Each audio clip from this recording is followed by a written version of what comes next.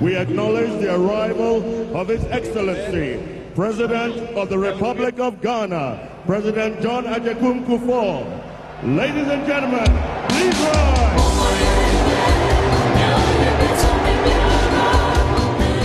John Agyekum Kufour was born 80 years ago in 1938. He was born into royalty, into the 400-year-old Ashanti Kingdom in Kumasi in Ghana. Mr. Kufour studied at Prempeh College and later at the University of Oxford, where he earned a bachelor's in political science, philosophy and economics. He later studied for the bar and was called to Lincoln's Inn before he returned to Ghana to take up his first job as KCC chairman. KCC meaning Kumasi City Council, the same as today's mayor of Kumasi.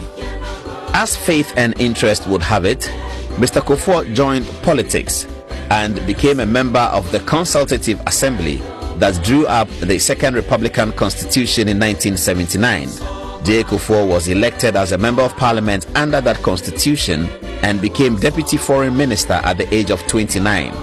Here, Mr. Kufour is seen in 1969 welcoming presidential guests to the inauguration of Prime Minister Kofi Abrefa-Busia.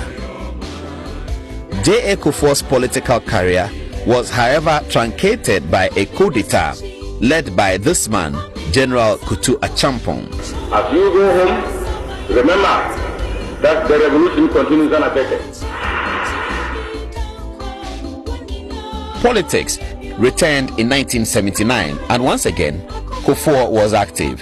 He won a parliamentary seat for the Popular Front Party in Ashanti. Here is Mr. Kufour's own account of 1979. The campaign was a bit mad because the executions and the baying for blood and those things were so new and strange, traumatic to Ghana. Another coup d'etat ended the Third Republican Constitution. Mr. Kufour retired to private business until politics returned in the late 1980s, culminating in the promulgation of the 1992 Constitution. Kufour, the politician, was back in the saddle, and in 1996 he was elected for the first time as the leader of his party, the New Patriotic Party. Here is Ghana Television announcing the story to Ghanaians the day after Kufour was elected. Mr. JA Kufour was elected presidential candidate of the New Patriotic Party at a National Delegates Congress of the party held in Accra yesterday. He polled 1,034 votes. Professor Albert Edubuahen, who won the candidacy in 1992, polled 711 votes, while Mr. J.H. Mensah, a minister in the Second Republic, had 110 votes. Dr. Jones Oforiatta, a deputy minister in the Second Republic, had 69 votes, while Dr. Kwame Safwedu, also a former minister, had 42 votes, with Dr. Jani Selby, a medical practitioner, trailing with 24 votes. In all, 1,997 out of the 2,000 candidates voted, while 7 voting cards were rejected. The Congress started off without Mr. J.A. Kufour, one of the aspirants. When he did come, the chairman of the party, Mr. Peter Ala Ajite, was delivering his speech.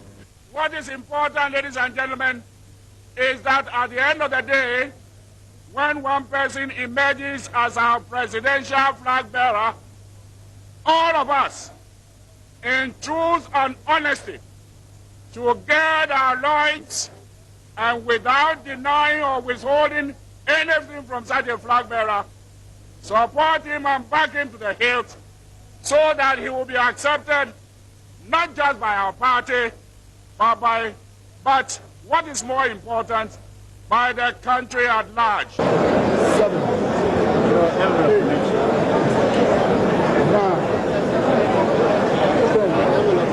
Out of the valid votes cast, Dr. Dan Selby had 24 votes,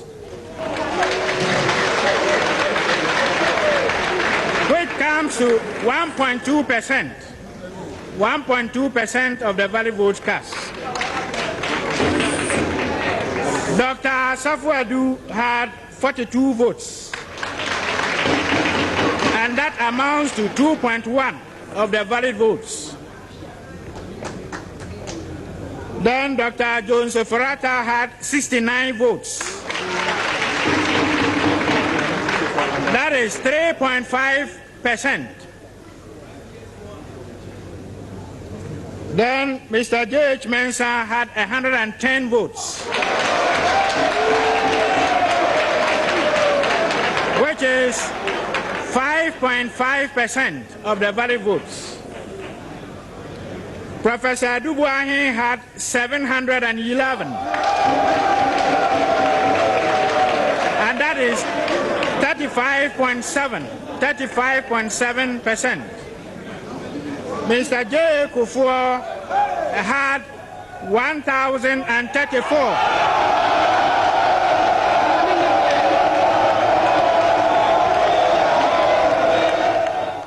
The losing candidates first pledged their support to the winner, Mr. JA Kufour. Naturally, I am disappointed, but I am not discouraged.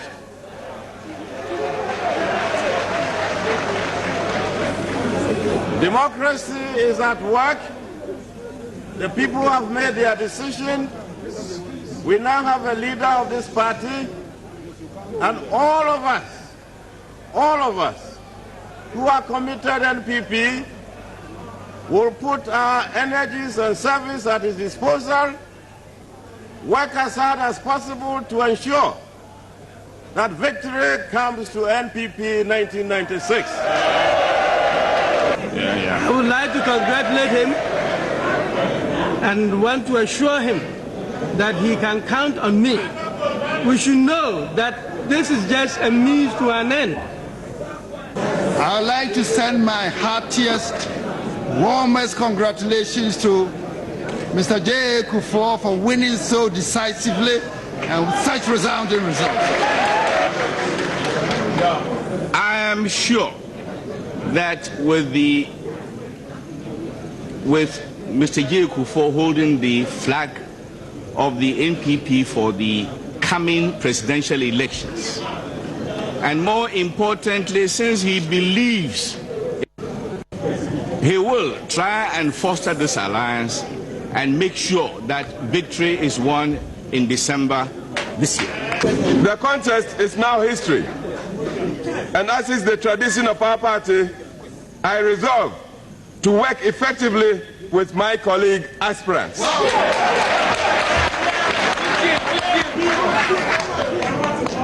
Being nominated as a presidential candidate is one thing, and winning the actual presidency is another task. How Mr. Kufour is going to fulfill this ambition will depend on the Ghanaian electorate who go to the polls in December this year to exercise their franchise.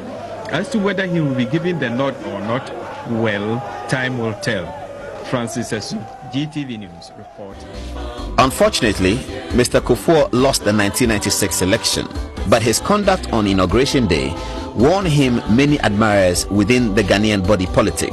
Mr. Kufour did the unthinkable. He mounted the stage to congratulate his rival, Flight Lieutenant Rawlings, in the full glare of the general public at Ghana's Independence Square. Ghana television commentator Edward Fachi was pleasantly surprised. This is a very historic moment. JA Kufour goes to congratulate President Rawlings, and there you see Mrs. Kufour. President Rawlings shaking hands with Dr. Edward Mahama, and isn't this a wonderful moment? You can see Mr. JA Kufour. Destiny had fully come, and Mr. Kufour and his team campaigned vigorously around the country. Eventually, he was elected as President of Ghana by a landslide in the second round of voting. Here is Mr. Kufour in his first sessional address to Parliament, introduced to the House by the unforgettable Peter Ala Ajete, the then Speaker of Parliament. In inviting His Excellency the President of the Republic of Ghana and Commander-in-Chief of the Ghana Armed Forces to deliver his message on the state of the nation. Mr. Speaker, honorable members of Parliament, 5 weeks ago, on 7th January, year 2001, I appeared before you to swear the great oath to assume the high office of President of the Republic.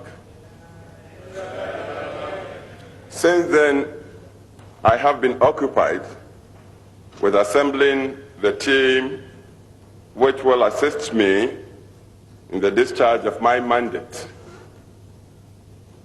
With your cooperation, that task is now substantially complete. Perhaps Mr. Kufour is the first president under the Fourth Republic to have achieved major significant social interventions. The National Health Insurance Scheme was fully established in Ghana for the first time. The free compulsory universal basic education was implemented.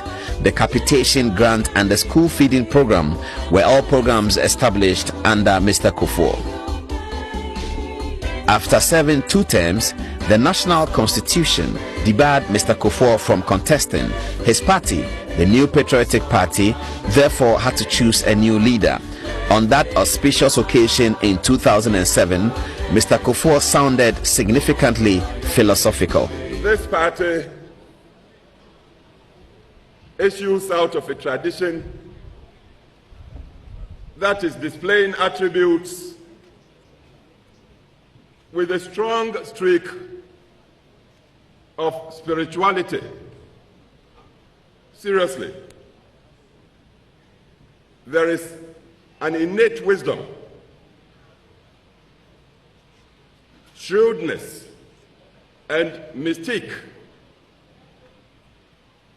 that combine to hallmark this party as no ordinary party. It's truly a party of destiny. And I speak with some authority because I've come through the process and I know it. Mr. Kufour's desire to see his party and their candidate win the election was thwarted as Ghanaians voted for the rival party, the NDC. Mr. Kufour showed high democratic skills in accepting the verdict when he addressed Parliament for the last time in 2008. Naturally, Mr. Speaker, I had hoped that after my tenure, I would be succeeded by a candidate from my own political tradition. But as things stand, and have turned out, the Electoral Commissioner has declared that the electorate of Ghana has decided otherwise. As a Democrat, I acknowledge this declaration, and I therefore congratulate once more Professor John Evans Atta-Mills on his election. Mr. Speaker, I should also congratulate the NPP flag bearer, Honorable Nana JA Kufour, who has acquitted himself with valor and the greatest sense of dignity in what is perhaps one of the closest and most keenly contested elections ever in the nation's political history. In this interview, Mr. Kufour explains why his party lost the election. Unfortunately for us, we went into the 2008 election with some splits within our ranks. For instance, 18 of our members stood independent in parliamentary elections. Didn't help us. That didn't help us. If they hadn't done it, Nana Addo would have won one touch. Because even with all the splits on the count after the first round, he led by 49-point-something%. Needed only 23,000 votes to have won outrightly. 8 years later, Mr. Kufour was back on the campaign trail to ensure that his party was re-elected to power. And as fate would have it, it must have been a proud moment for John Agyekum Kufour while he watched his friend and contemporary, his former Attorney General and former Foreign Minister, take the oath of President, and Mr. Kufour's former appointee at the Bank of Ghana, Dr. Mahamadou Bawumia, take the oath as Vice President. At this stage, the historians will begin to write. The only small matter of a setback to Mr. Kufour's administration will be the gruesome murder of the Yana Yakubu Andani under Mr. Kufour's watch as President of Ghana and Commander-in-Chief of the Ghana Armed Forces. All in all, history should judge Mr. Kufour kindly. After all, he enhanced democracy and good governance. None of his appointees was found for corruption. He laid down the foundations of meaningful social interventions over an 8-year period. And he also set up the National Reconciliation Commission to reconcile our people towards a great future. And he accepted the narrowest of defeat even when his party did not win. This is what Mr. Kufour said about himself in terms of legacy. My abiding principle in life has always been to leave a place better than I found it.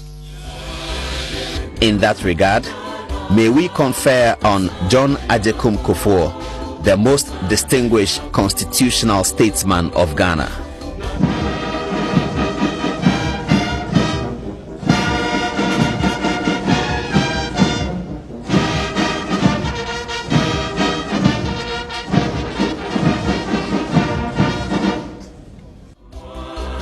So, to JA Kufour, we say, Agyekum.